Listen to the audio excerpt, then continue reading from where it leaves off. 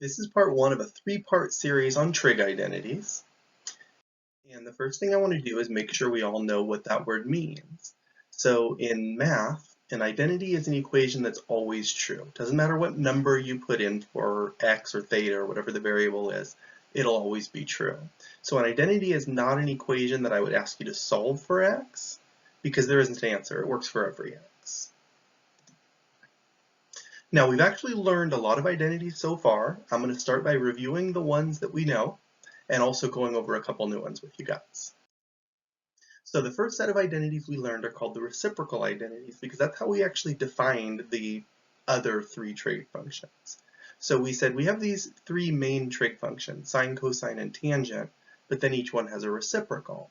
Now the way you would write that as an equation, for example, for sine and cosecant, which are reciprocals, is you could write it two ways. You could say sine x equals 1 over cosecant x, or the other way also works. Cosecant x equals 1 over sine x. Then we have the same relationship between cosine and secant, and tangent and cotangent. All right, the next set of identities we learned we're going to call the quotient identities. And the first one is more or less almost the definition of tangent. This is a very common one. Tangent x equals sine x over cosine x. But we can also have a quotient identity. We don't use it quite as often, but it's definitely there for cotangent. So if cotangent is the reciprocal of tangent, then you can just take that sine over cosine and flip it.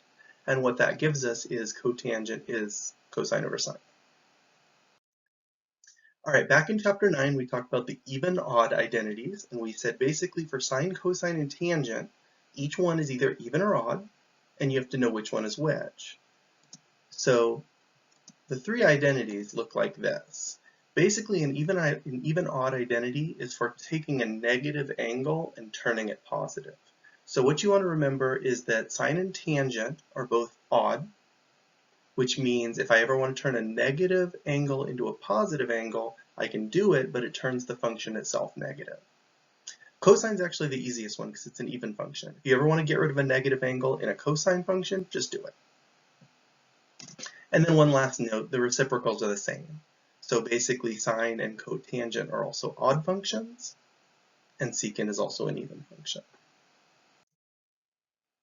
The next one we learned about was the cofunction identities, and remember cofunction identities have to do with coangles in a right triangle, so it's all about 90 minus x, or 90 minus theta, or it could be pi over 2 minus x, or theta.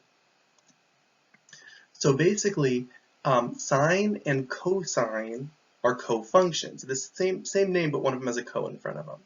So basically, if you have that pi over 2 minus x, or that 90 minus x, and you want to turn it into a regular x, just switch back and forth between sine and cosine.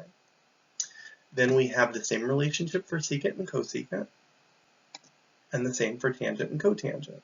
So the way I described it to you guys in chapter 9, I said if you ever notice that 90 minus x, or that pi over 2 minus x, and you want to turn it into a regular x, just look for the co. If it's there, chop it off, get rid of it. If it's not there, add it on.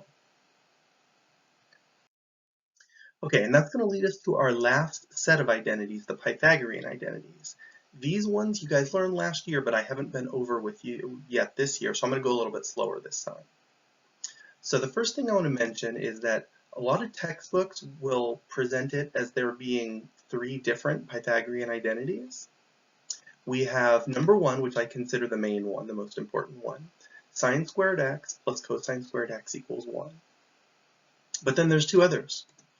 There's 1 plus cotangent squared x equals cosecant squared x. And there's tangent squared x plus 1 equals secant squared x. And the reason I presented it the way I did is, the way I think of it is it's not really three different equations. It's three different versions of the same equation. So let's explore that a little bit. Let's start off with what I said was the main one. Sine squared x plus cosine squared x equals 1. Now if you do this, if you take that and you divide both sides of the equation by sine squared x, or essentially I'm just going to divide each piece by sine squared x. If you simplify, you get sine squared x over sine squared x just equals 1. It's an easy one. Now cosine squared x over sine squared x ends up being cotangent squared x because that was one of our identities. Cosine over sine is cotangent. If you square both of them, it still works. And then on the other side of the equal sign, we have 1 over sine squared x, and we know that 1 over sine x is cosecant x, so that would end up equaling cosecant squared x. And that's the second equation I gave you from the list. Now if you start over one more time, and this time you divide by cosine squared x and simplify each one, you get that third version. You get tangent squared x plus 1 equals secant squared x. So you don't really have to think of it like I need to memorize 3 formulas. You think of it like I got to know that first one. I got to know sine squared x plus cosine squared x equals 1. But if I forget the other two, if I get confused, you can go off to the corner of your paper, write it down, and divide by either sine squared x or cosine squared x, and you can really easily come up with the other two. There's one more thing I want to show you guys, real common with the Pythagorean identities. I'm going to start with that main one again, that sine squared x plus cosine squared x equals 1. And this time I'm going to subtract just to kind of move some terms around. So I can either subtract sine squared x or cosine squared x to move it to the other side of the equation.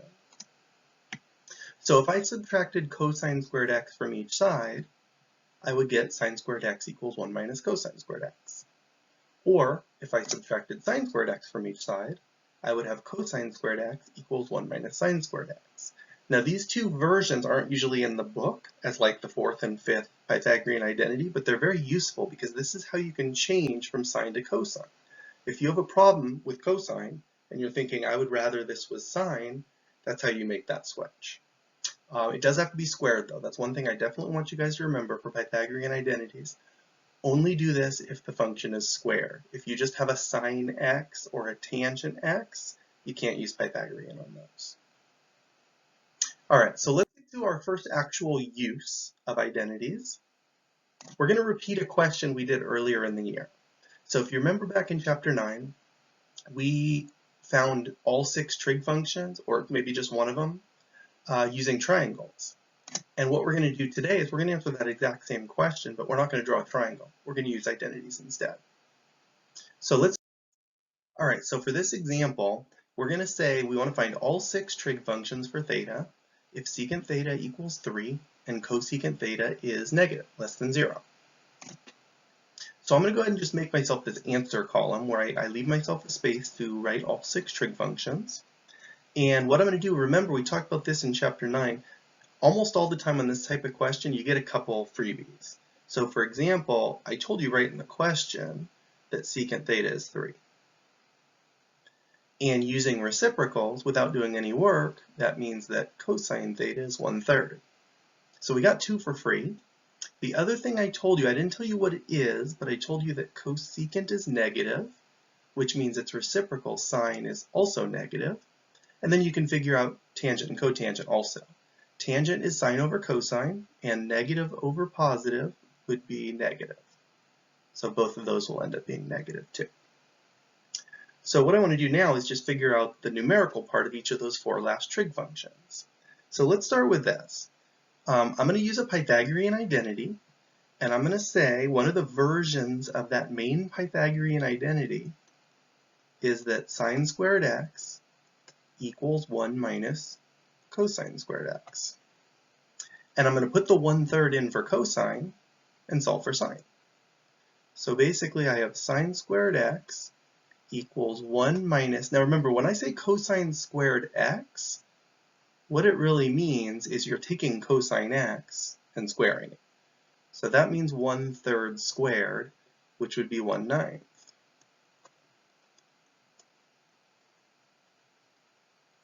Now we want to do 1 minus 1/9 with a common denominator. That would be 9/9 minus 1/9, or 8/9. Then to finish the question, I take a square root. So what I get, and I'm going to reduce, now the square root of 8, if you simplify that, comes out to 2 radical 2. So let's do that. And on the bottom, the square root of 9 is 3.